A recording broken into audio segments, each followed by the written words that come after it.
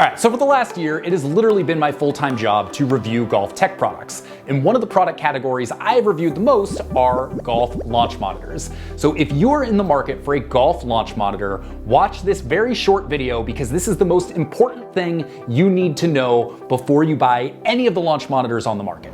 Okay, are you ready for this? I have talked to literally hundreds of people that have bought launch monitors, that have been thinking about it, that have used every single model that is out there. And here is the one common truth I have found. Just about every single launch monitor on the market can be wildly inaccurate.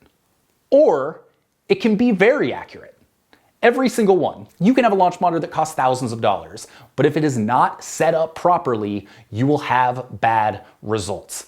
So often what people think is, cool, I set it up, I pair it with the app, I put it behind me, I hit my balls, everything's gonna be great. It's gonna give me numbers. But if you don't set it up properly, and often setting it up properly takes a little bit more work than you would initially think, then you're going to get results you aren't happy with. So there's not a single product out there that I have not heard people say, it works great, I love it, it's accurate, or it's terrible, I returned it, it was not accurate. I've heard both of those things about every single consumer level launch monitor under $5,000. So with that being said, what does that mean for you? I would say with the exception of the lowest of the low end models, you can get pretty accurate results. Accurate enough for most people for casual use from just about any launch monitor out there. That includes the FlightScope Mevo, the Rapsodo MLM, even the PRGR one, which I don't generally recommend. I haven't had great results with it, but if you set it up properly, you can still get results that are going to make the range more enjoyable. But this is especially true when you start getting into some of the higher end models,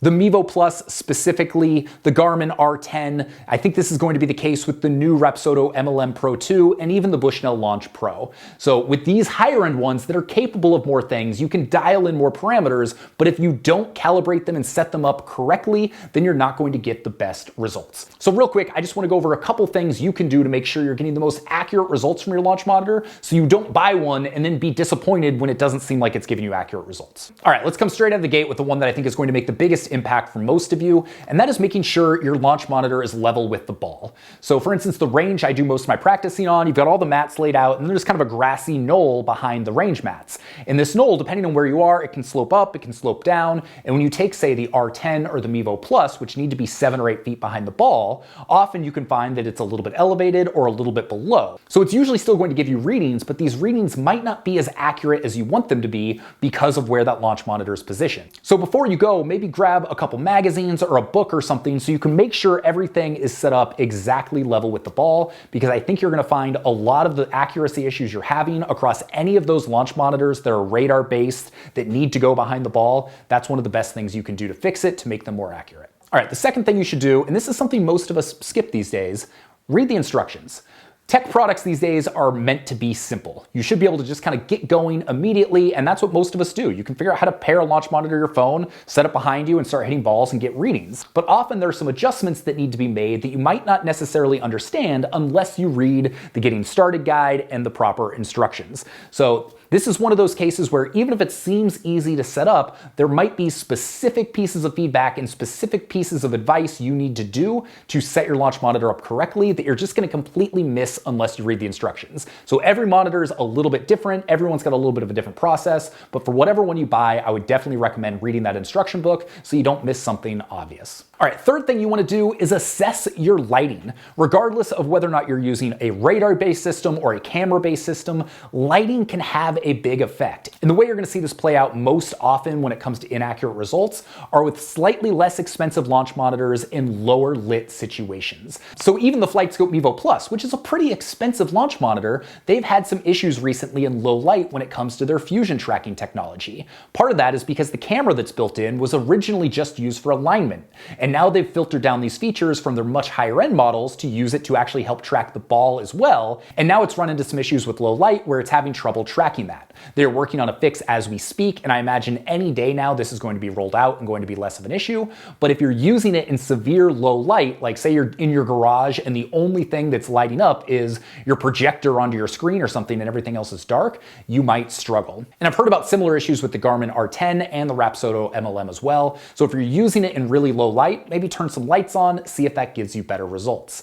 At the same token, if you're doing it in bright, direct sunlight, that can be a struggle as well. So specifically with the Rapsodo MLM, let's say you're in direct sunlight, your phone sits in the device itself, and you use that to be able to read your numbers. Well, if the phone is in direct sunlight, it can have a tendency to overheat, and then all of a sudden you can't use the device at all. So that's a little bit different from getting inaccurate numbers, but you just want to be mindful of the situation you're in. Fluorescent lighting, that can also potentially cause issues with radar. So just think about where you're doing it, and if you're having inaccurate results, then maybe try it in a different environment and see if that helps. Next, a lot of these systems have specific things you can do to calibrate the product. So go through the app, look at the calibration settings, and make sure you're calibrating it before use. It seems like a pretty simple fix, but often I've found just calibrating it is going to fix most of your problems. So finally, the last thing is if you're predominantly hitting indoors or in a simulator setting, I would pick up some Titleist RCT balls. These balls were essentially made for that situation to make sure you're getting the most accurate results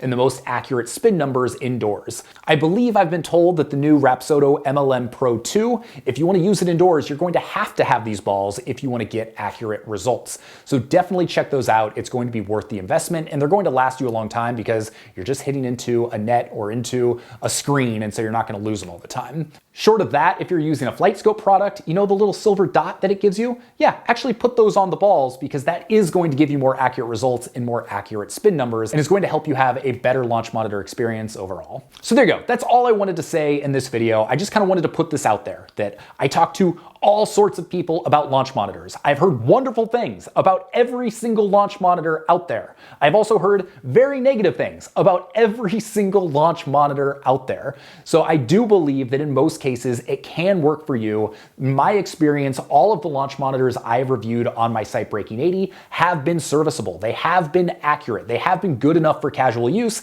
And in some cases, for the higher end models, they've been good enough for professional use. But with many of them, I have had negative experiences when I didn't take the time to set it up properly and do all the things that I mentioned in this video. So take a little bit of extra time, play around with it, dial in the settings, figure out what works for you, try it in a couple different environments before making your final decision on whether or not the device you bought is going to be the right one for you. And with that, if you're still trying to figure out which launch monitor is right for you, I recommend you go check out the video below. I give you all my best picks and help you decide once and for all what the best one for your needs is.